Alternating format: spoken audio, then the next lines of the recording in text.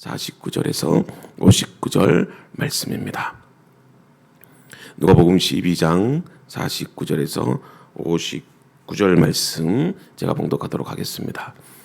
내가 불을 땅에 던지러 왔노니 이 불이 이미 붙었으면 내가 무엇을 원하리요? 나는 받을 세례가 있으니 그것이 이루어지기까지 나의 답답함이 어떠하겠느냐? 내가 세상에 화평을 주려고 온 줄로 아느냐? 내가 너희에게 이르노니 아니라 도리어 분쟁하게 하려 함이로라.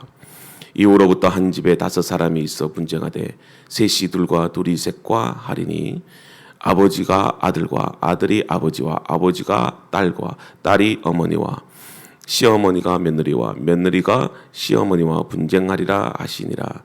또 무리에게 이르시되 너희가 구름이 서쪽에서 이는 것을 보면 곧 말하기를 소나기가 오리라 하느니 과연 그러하고 남풍이 부는 것을 보면 말하기를 심히 더러우리라 하니 과연 그러하니라. 외식하는 자여 너희가 천지의 기상은 분간할 줄 알면서 어찌 이 시대는 분간하지 못하느냐? 또 어찌하여 옳은 것을 스스로 판단하지 아니하느냐? 내가 너를 고발하는 자와 함께 법관에게 갈 때에 길에서 화해하기를 힘쓰라. 그가 너를 재판장에게 끌어가고 재판장이 너를 옥절에게 넘겨주어 옥절이 옥에 가둘까 염려하라. 내게 이르노니 한 푼이라도 남김없이 갚지 아니하고는 결코 거기서 나오지 못하리라 하시니라. 아멘. 이 시간 우리 불을 던지러 왔노라 이 말씀을 가지고 함께 은혜를 나누려고 합니다. 누가복음 12장은 바리새인들의 외식을 주의하라고 하는 예수님의 경고에 대한 말씀이 기록이 되어 있습니다.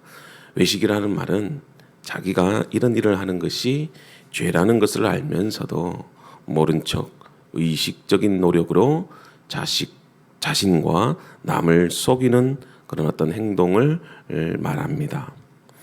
예수님 당시에 우리가 사복음서를 보면 예수님은 외식하는 자들을 참 싫어하셨습니다. 오히려 그들에게 화를 내시며 지옥의 자식들이라고 그렇게 역경을 내시기도 하셨죠. 그 대상이 불신자들이 아니었습니다. 스스로 경건하다고 하는 그런 어떤 율법주의자들 그리고 종교 지도자들에게 하신 말씀이었습니다. 여러분, 교만이란 무엇일까요? 그것은 자기 스스로 판단하는 것입니다. 이것은 마치 자기가 하나님이 된 것처럼 행동하는 것과 마찬가지입니다. 사랑하는 성도 여러분, 하나님은 정직한 자를 기뻐하십니다. 사람은 죄인이기 때문에 죄를 지을 수밖에 없죠. 그래서 항상 죄를 생각하고 죄된 행동을 하게 됩니다. 그러나 죄인이 회개하고 하나님께로 돌아오면 하나님은 용서해 주시고 기쁘게 받아주십니다. 외식이란 결국 자기가 하나님이 되어서 자기가 선과 악의 기준을 세우고 자기 중심이 되어 자기의 삶을 위해서 사는 자들을 말합니다. 즉 자기 교만이죠. 자기 우월감, 자기 만족, 선민의식에 빠지게 되면 자기 존재성을 상실해 버립니다. 죄인임을 깨닫지 못하면 여러분, 하나님의 은혜란 결코 없습니다. 과연 우리의 모습은 어떠할까요? 우리는 날마다 하나님은 나의 주인이십니다. 입술로 고백하고 나의 힘과 위로자가 되십니다. 그렇게 알고 있습니다. 그래서 열심을 다해 신앙생활을 하려고 하죠. 그래서 기도와 경건 생활에는 아주 익숙합니다. 그러나 우리의 삶의 모습을 보면 너무 가식적이고 형식적인 모습을 많이 보게 되죠. 실제로 그렇습니다. 우리 자신을 여러분들이 오늘 말씀 가운데 볼 수 있기를 바랍니다. 내가 죄인이며 은혜가 필요한 그런 어리석은 자라는 것을 인식하면 우리는 결국 하나님을 바라보게 되고 하나님을 신뢰할 수 있게 됩니다. 오늘도 날마다 우리의 삶 속에서 주님만 바라보며 겸손한 자로 살기를 주님의 이름으로 축복합니다. 본문은 예수님께서 이 땅에 불을 던지러 오셨다라고 49절에 말씀하고 있습니다. 왜냐하면 이 땅에 아직 불이 붙지 않았기 때문이죠. 그렇다면 오늘 말씀에서 이 불의 의미가 무엇일까요? 50절에 보면 주님께서 나는 받을 세례가 있으니 그 이루기까지 나의 답답함이 어떠하겠느냐라고 말씀하십니다. 그러면 주님이 받으실 세례는 무엇이기에 그 세례를 받기까지 답답해 하셨을까? 이런 질문을 또 하게 됩니다. 51절부터는 우리가 이해할 수 없는 말씀들을 하기 시작하는데 내가 세상에 화병을 주러 온 줄로 아느냐 내가 너희에게 이르노니 아니라 도리어 분쟁케 하려 함이라 그렇게 하시면서 이후로는 한 집에 5사람이 있되 5사람이 있어 분쟁하되 셋이 둘이 셋과 하리니 아비가 아들과 아들이 아비와 어미가 딸과 딸이 어미와 시어머니와 며느리가 시어머니와 분쟁하리라 말씀하십니다.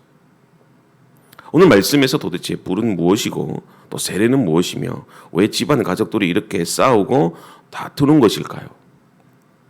하나둘씩 말씀을 묵상하면서 본문에서 예수님이 말씀하시고자 하는 의도성을 가지고 본문 말씀에서 앞뒤 전후 문맥을 따져가면서 성경을 해석해 보려고 합니다. 사실 예수님이 말씀하신 불이 무엇인지 분명하지는 않습니다. 왜냐하면 본문에 그 답이 나타나 있지 않습니다. 그러나 우리가 말씀 가운데 이해하는 것은 대체로 성령의 불, 심판의 불이라 그렇게 생각할 수도 있습니다. 그런데 문맥의 전후 그런 어떤 성경의 의도성을 보면서 말씀을 해석해 보면 본문 말씀의 앞에 보면은 주님의 날에, 심판의 날에, 재림의 날에 벌을 받지 않도록 주인의 뜻대로 순종하며 살아야 된다라고 그렇게 말씀하셨죠. 여러분 지금 예수님이 말씀하신 본문의 의도는 하나님의 나라입니다. 하나님의 나라의 관점에서 메시지를 해석해 보면 우리가 지난 새벽에도 먼저 우리가 구할 때 하나님의 나라와 의를 구하라 그렇게 말씀하신 것을 보게 됩니다. 저는 본문 말씀을 해석하면서 이 불의 의미를 하나님의 나라의 복음이라고 그렇게 해석했습니다. 그리고 그 복음에는 하나님의 의가 나타나 있습니다. 이것을 사도 바울이 로마서 1장 17절에 복음에는 하나님의 의가 나타나서 믿음으로 믿음에 이르게 하나니 그렇게 말씀하고 있습니다. 하나님의 의로서 이 세상에 우리가 복음을 전할 때 나타나는 현상이 무엇인 줄 아십니까? 바로 분쟁입니다. 51절을 보면 내가 세상에 화평을 주려고 온 줄로 아느냐 너희에게 이르노니 아니라 도리어 분쟁하게 하려 함이라. 여러분 예수님이 이 땅에 오신 목적은 평화를 주시기 위해서입니다. 샬롬의 왕으로 이 땅에 오셨습니다. 모든 악한 세력을 멸하시고 진정한 하나님과의 화평을 주시기 위해서 이 땅에 오셨죠. 그런데 오늘 말씀을 보니까 화평이 아니라 분쟁이 목적이라고 하십니다. 사랑하는 성도 여러분, 영적 전쟁에서 우리는 늘 분쟁할 수밖에 없습니다. 분쟁은 현상이지 최종 목적이 아닙니다. 그런데 분쟁을 통해서 우리는 화평에 이를 수 있다는 것입니다. 여기서 말하는 예수님의 분쟁의 방법이 중요합니다. 세상의 방법대로 분쟁하는 것이 아닙니다. 미워하고 죽이는 방법이 아니라는 것이죠.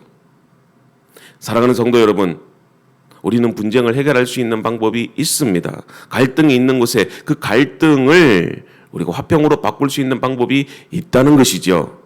그것은 하나님 나라의 복음 안에 담긴 하나님의 의로서 가능하다는 것입니다. 정의와 진실, 십자가의 사랑으로 모든 분쟁과 갈등을 치유해 나가야 된다는 것이 오늘 예수님 말씀의 메시지입니다. 사랑하는 성도 여러분, 우리 영적 싸움에 있어서 늘 타협하고 늘 주저앉아서는 안 됩니다. 싸울 것은 싸우되 그 방법이 의와 진실 그리고 사랑이 되어져야 됩니다. 기억하십시오. 영적 싸움은 싸워서 이기는 것이지 타협으로 임시적인 화평을 이루는 것이 아닙니다. 죄와 타협하면 결국에는 하나님의 나라는 무너지게 됩니다. 예수님이 원하시는 것이 무엇입니까? 불이 활활 타오르는 것입니다. 하나님 나라의 복음이 날마다 불과 같이 타올라야 됩니다. 사랑하는 성도 여러분, 꺼지면 안 됩니다. 교회는 불씨입니다. 세상에서 모든 악한 것들을 태워 없애야 합니다. 그런데 교회가 기도의 불, 은혜의 불, 말씀의 불이 점점 꺼져갑니다. 무엇으로 세상을 이길 수 있습니까? 경쟁력이 없습니다. 교회가 무기력해집니다. 점점 세속화됩니다. 사랑하는 성도 여러분, 오늘 이 새벽에도 기도의 불씨가 타오를 수 있기를 바랍니다. 열정이 타오르고 꿈이 타올라야 됩니다. 그리고 믿음으로 말씀을 의지하고 당당하게 살아가실 수 있기를 바랍니다. 복음을 가지고 살면, 예수 믿으면 고난이 오고 핍박도 오고 가족 간에, 종교 간에 분쟁이 나타나게 됩니다. 그렇다고 적당히 타협할 수는 없습니다. 바울도 로마서 14장 17절에 하나님의 나라는 먹고 마시는 것이 아니요 오직 성령 안에서 의와 평강과 희락이라, 이렇게 말씀하고 있습니다. 하나님 나라의 핵심 가치는 정의와 공의입니다.